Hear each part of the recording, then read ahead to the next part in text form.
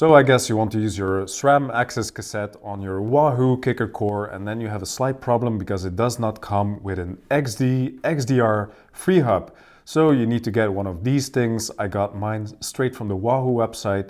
It got delivered to my home a couple of days later, and installing it is quite straightforward. I'm going to show you how I did it, and you should be ready within half an hour or so.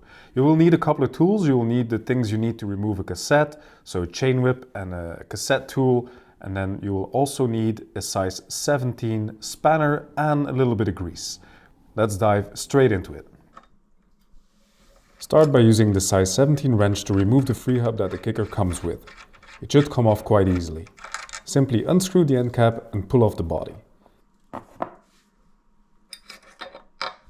Your XDR free hub comes in 3 parts: the body, an end cap, and a spacer ring. You don't need the spacer for SRAM AXS, which is XDR, but save it in case you ever want to install an XD cassette. Keep the end cap nearby because we'll need it in a second. Now simply slide on the new hub and rotate until you feel it engage.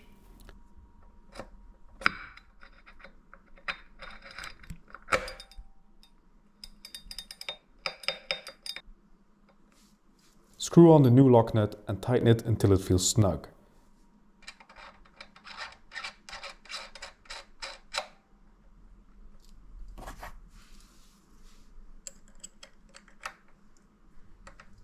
Put a dab of grease on the thread. Your future self will thank you once you want to take it back off. Next, slip your cassette onto the body and use your cassette tool to tighten it.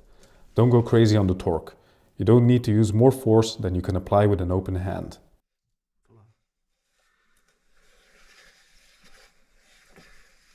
And finally, don't forget to put your Wahoo spacers back on both sides.